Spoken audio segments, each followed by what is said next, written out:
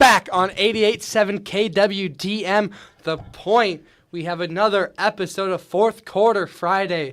It's been a little bit of a drought since we last had a show on April 10th, but we are back and ready for some more sports action. I'm Ian Nelson alongside my fellow host, Johnny Reynolds and Cole Sunderman. It's going to be a great episode because we are talking all things Valley Tiger Athletics.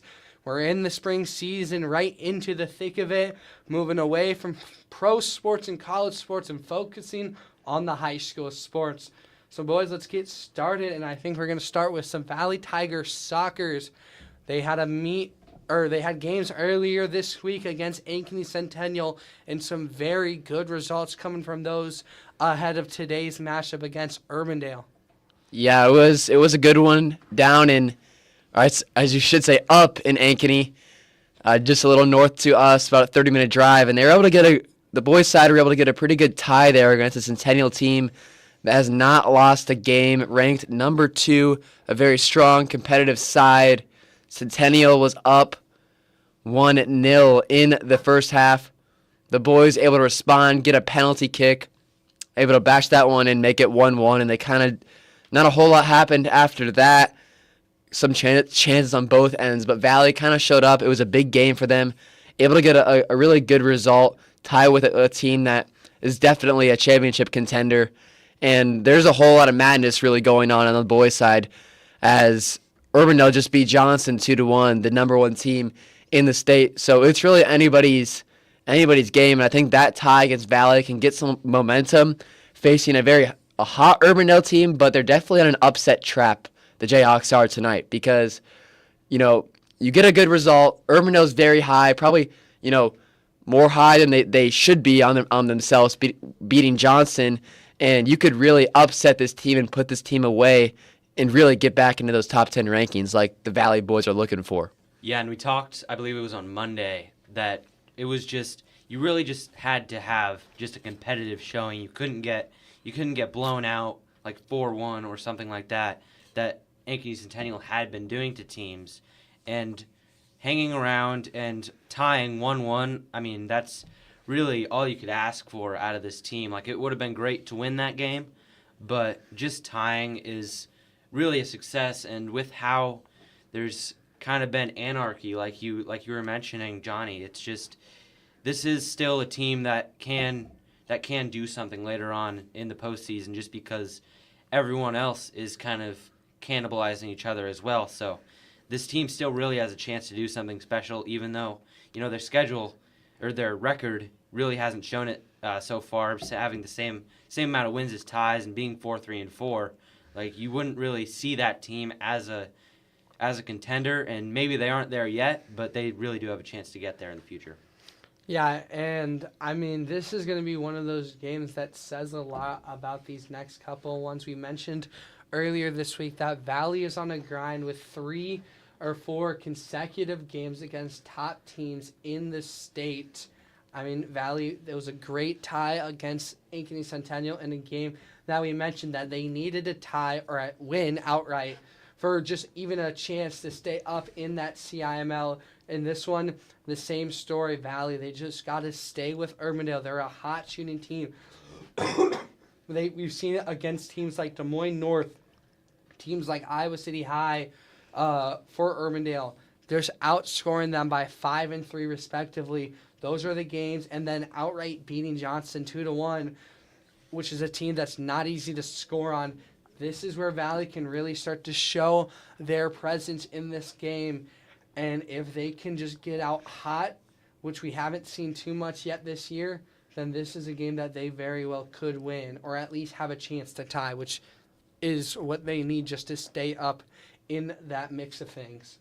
Yeah, having this tough a schedule, like we were saying, probably the hardest in the CIML. You get past the game that was kind of tricky there. You didn't have a whole lot of rest, but you get the job done. You get a pretty big draw.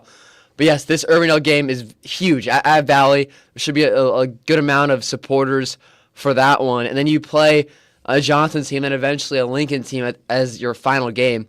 So you're playing 3 out of 5 ranked teams in the top 10. So that's never easy to really go through. But after this Urbandale game, hopefully you can get a good result. Obviously, you want that win, but even a tie could also put yourself in a good situation. But you really want to win one of those Urbandale or Johnson games, take advantage of a game at home, and then you have this stretch, this 3-game stretch to end the year where you play Ames on the 12th, and then Waukee the 15th. Not an easy game. Then you play Lincoln, who is a top 10 team now.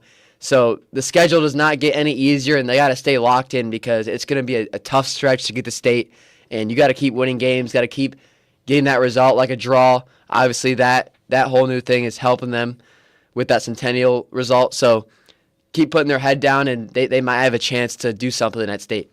Yeah, and both of these teams we've heard are maybe battling some injuries going into this game, both Urbandale and Valley, and potentially those injuries lasting through the end of the regular season, maybe longer. So I think this team, and it's a very similar story for the girls Valley girls who are struggling with a lot of injuries. I think for Valley, they just have to stay consistent on what they've been doing this year, is playing a tight defense, but looking for those holes to open up to outrun a team, because this team has some fast guys, especially against this Urbandale team, which stacks up very well on the speed side of things. If you can just match them throughout the entire game, that is what Valley has to do. They've been very good at just stopping teams in their tracks, so if they can avoid that from happening to them, they can look for those shooting opportunities from guys like Leighton Huckey, who has been able to put the ball into the net multiple times this year. Yeah, and you talk about that consistency. I mean, we talked at the very start of the year just how the schedule, it was a very tough opening schedule, and then now we're still talking about that.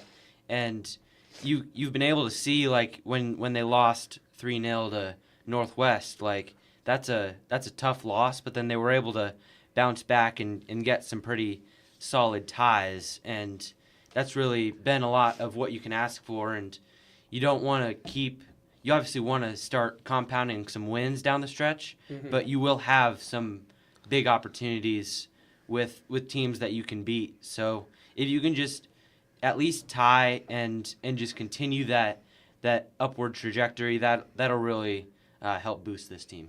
Yeah, and I think no more than anything, this is where that boost needs to come, because after this game, it is a long stretch before they have another one. They have Urbandale at home tonight, and then they don't have another game until they have to face off against the best team in the state of Iowa right now, despite the loss, Johnston, at that number 1 spot. Now, I guess you could say Ankeny Centennial has it because they drew Valley and Johnston lost to Urbandale, but what is considered the best team in the state, as the rankings show, the number 1 team, Johnston, they have to face them next Friday. So to have a long stretch, if you can get that win tonight and then take that momentum against Johnston, still back at home, and then you have another home game. This is where the home stretch starts to see. You have 4 straight home games, Urbandale, Johnston, Ames, Waukee, where they started the season with a bunch of road games. This is where you finally start to see stuff clicking, hopefully, but it all starts tonight against the Jayhawks. Moving on, the girls' side, they took a very big win at home against the number 3 Jaguars, the Ankeny Centennial Jaguars. Valley came in as the number 2 seed, Ankeny Centennial as the 3 seed, and Valley wins it 2-1.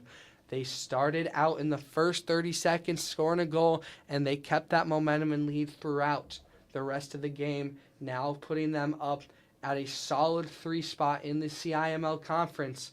They have what on paper looks like to be a very easy game against Urbandale, but the Jayhawks have proven to be a little shifty in some of these games. Yeah, that was a huge game against Centennial. Probably the game of the week on the girls' side of things. Lots of hype on the Centennial team. They haven't lost, as Valley has lost 2 games, and Centennial looked to shock them at their home turf, but the Tigers able to really start it, from the whistle to the very last minute, and they were up 2-0 at one point. Centennial able to get a late goal in there, so they really controlled this game. This shows that now they are a true championship team, and there's no one really going to stop them but Northwest. And they keep doing what they're doing, despite the injuries, focus game by game. This team is very scary, and I'm really excited to see what happens with them. Yeah, and coming off of that Northwest game, it felt like everyone was kind of they were fine with the result. Obviously, you want to win, but also a loss, a one goal loss to a team like Northwest. I mean, that's nothing to look past. But then being able to pick up a really nice win against Centennial, who's the next best team after Valley now, and they really, they were up to nothing like you guys said, and then Centennial got a late goal, but they still had control of this game, and that's really what you like to see as you come down the stretch, especially with those injuries that they've had. They still feel like they have a sense of control, and that's the biggest thing when you're trying to make a run, is just to have that consistency and have that level-headedness that it really does seem like this team has. Yeah, and I mean, from this game especially, but what we've been talking about was a question going in and was proven was that this team has depth. And it can be seen in that Ankeny Centennial game. 2 freshmen are scored all the goals for Valley in their matchup against Ankeny Centennial. Bryn Kenworthy and then Charlie Mollison, both freshmen, they score the goals for Valley. And I think that is what Valley can't forget, is that they have depth. They have girls on this team that are going to be able to back each other up and to score. That's what they struggled with against Walking Northwest. They just didn't trust each other enough. They didn't find the girls in the situations that they had to score. They had multiple situations where they could have scored but didn't capitalize. And then this game against Ankeny Centennial, they were. So just continuing to take that through the rest of the season is going to be crucial for Valley, especially as they get into this home stretch against teams like Johnston, teams like Waukee and Dowling to end their year. They really just got to stay focused on finding everybody when they have the chance. Yeah, and I think it's just about staying composed, because unlike the guys not having those home games, it's huge. Going on the road, these girls are used to having that home field advantage and feeling the comfort, unlike the Northwest game, obviously. But they really have to stay in control, because if you slip up on a game like Urbandale, which a game you have no right to lose, you should win that game, it just can plummet your ranking despite the Centennial game. And you don't want to be in that situation where, kind of like the girls' basketball team, where they are losing some of these games that they clearly should have won, where you're putting yourself in a harder sub-state position and then getting kind of a bad ranking at the state tournament. And that's what you don't want. You want the easiest path, and preferably, I think, that 2 or 3 seed should be theirs as long as they stay composed, win their games, and treat it game by game. Yeah, I think that's what you mentioned, the girls basketball team. What a lot of these teams that we've seen from Valley through this year, we saw in girls basketball, we saw in boys basketball, even we saw it in football, just teams looking ahead too much, not taking it game by game, and it really hurt them in those games that didn't look like it was going to matter. Deep pull all the way from the football season. We saw it in Valley's game against Ankeny, where they were looking ahead to farther down in the season, and they get stopped up and pretty much mollywomped in that game against Ankeny, in a game that they should not have lost, especially in that fashion. They were just looking too far ahead, and it hurt them. So Valley, they can't overlook this Urbandale team that coming in 0-5-1 on the year. Their only tie comes from a lower Des Moines Roosevelt team, and all their losses have come in 0-5, 0-9, 0-3 to their CIML opponents. So in these kind of games, they just can't look ahead. They got to stay focused up. And, yeah, this is one where they can just prove that they are just as dominant as all the other teams all the other girls teams in the CIML, and they can put 5, 9, maybe more, maybe less, but just outright win this game. Yeah, and especially just that wire-to-wire fashion. If this game is worrisome late, that's really concerning for this team, especially with really they have been playing pretty decent soccer, and if they give Urbandale a chance, that really feels like it would take a lot of the wind out of the sails, especially after that Centennial win, and coming down the stretch of the year. I mean, you guys have mentioned the seeding and how important that is. If you lose a game, or even have a game that's close to Urbandale, or game that's close with Urbandale, then it can really you really don't want to plant that just seed of doubt in their minds, and you really want to keep them playing the confident soccer that it feels like they have. Yeah, moving on, there is some more Valley sports happening tonight, and it comes from the boys and girls track. It is the Valley Quad Night. It is senior night. Also, they are treated as the Valley Track and Field Senior Night. Valley, Johnny, I know that you will be running in there, and it is your final track meet at home as a Valley athlete. What does this mean to you, and also what does it mean for the whole team going into this Valley Quad? Yeah, I think it means a lot, especially, your last time running on the newer orange oval, the second year that we have that. But it's just about showing out in front of your family, able to come to a meet very close and really competing, because I think for a lot of these guys and girls, it's a big meet to really compete against not only these other teams that you will be seeing in the conference meet, but against some of your teammates, because there's some closed-door opportunities to get into those meets. And I think it's a great opportunity to show what you have, especially for those conference and district lineups can be very competitive. And I know I'm in a competitive spot for that, but it'll be very exciting, kind of get a test how everyone feels, especially if you didn't run at Drake before championship season. And I know, especially for these girls looking at this lineup, this is going to be a big meet for the girls, because you have to go up against, I think, the main headliners, Waukee Northwest. Having to go up against on your own oval, it's going to be a big matchup, because Waukee Northwest, we saw for the girls' side how dominant they were at Drake, winning 5 meets alone, being one of the most dominant girls teams in that field. This is going to be a tough one, especially like you mentioned, going into the districts and conference in the state. All of that combined, this is where you can prove that you have some teams, you have some girls that are going to compete against this Waukee Northwest team, and then also you have Ankeny and Dowling, 2 very strong teams. This is going to be a very tough but also very fun meet to watch. And then on the boys' side, you have 3 other strong teams, Johnson and Ankeny, and then you also have Dowling, a very strong team on the boys' side for track and field. So this is going to be a very competitive but exciting meet for the boys and girls track here at Valley.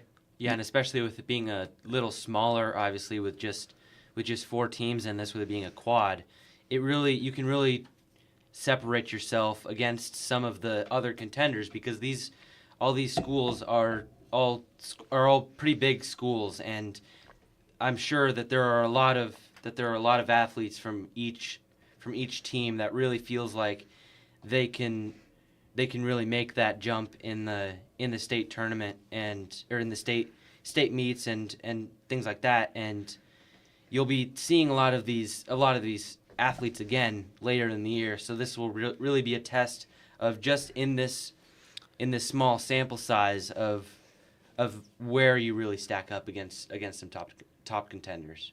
Yeah, it means a lot for a lot of these teams to kind of see where they're at, because I think most of these teams are not in the same district. Everyone's kind of separated. I know Valley is going to Council Bluffs, and I know Dowling is heading out to Indianola. Ankeny's also heading out to Council Bluffs, and I believe Johnson is staying. Johnson is actually going to Iowa City. But yeah, with that, a lot of teams not seeing each other at that district meet, but you will see them at the state meet, and obviously conferences before that, which everyone's trying to score as many points as they can. So they got to find the right guy or girl to see, who's fit enough, who's ready to score those points, because it is super competitive just to score a point in the CIML conference when you kind of have that gauntlet of teams. Everyone's so good, so even just scoring a point is a huge deal. So I think it'll be interesting to see how these teams, how some of these lineups look tonight, and who's resting, who's running, because I know a lot of people are a little banged up from Drake, a lot of the top runners, but a lot of people are hungry for an opportunity, and even some people's last races tonight. Yeah, so we mentioned that Valley will be seeing the Ankeny Hawks in both the boys and girls quad tonight. They will see them again later, as Johnny mentioned, at districts at the state qualifier meet Council Bluffs, Abe Lincoln. They will meet. It's Valley, Ankeny, and then Council Bluffs, Abe Lincoln, Thomas Jefferson, Lewis Central, and all 3 Sioux City teams. Johnson, who will be competing on the boys' side, they will be at the Iowa City High one. Looking down further, Dubuque Senior North Scottish is hosting all of those east side teams. Waukee Northwest is hosting, and they will host themselves and their crosstown rival Waukee alongside Ankeny Centennial as teams from the CIML. And then Indianola will host the remainder of the CIML teams with Urbandale, Southeast Polk, and Dowling alongside Norwalk, Indianola, Des Moines, Lincoln, and Roosevelt, and Ames. So some of these you see a lot of teams with a lot of star-studded people, and then others where it's just there could be a team that just runs away with it. And then also we know that Johnny likes to shout out Quentin, what's his last name? Nauman. Quentin Nauman. Yeah. Dubuque Hempstead. No, Western Dubuque. He's Western 3A. Dubuque. Oh, he's 3A, 3A. yeah. I thought he was 4A. Well, he runs like a 4A runner, but at that 3A, Dubuque. Western Dubuque. yeah. There's so many Dubuque schools. It's Yeah, so there hard is. to keep them all in a line. Western Dubuque will be at, if I can find them, they will be at the Central DeWitt in the 3A against teams like Marion and Xavier, Waldorf Catholic, Central DeWitt, Assumption Makota, and West Delaware is in his. So a lot of great running from all the classes that we see. Quentin Iver, Nauman. There you go. There's so many Quintons in this school and around the state. It's so hard to keep everything in the line. Quentin Nauman in the Class 3A, but all over the class divisions for track and field.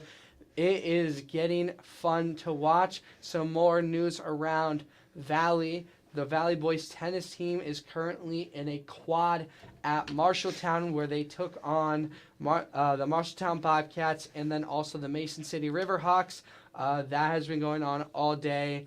And they played Johnston yesterday, falling 2-9 with big win out of 4 doubles, and in their 6th singles with Max Weiss, a senior, picking up, who played in both of the wins for Valley alongside his doubles partner Isaac Larson, a senior here at Valley.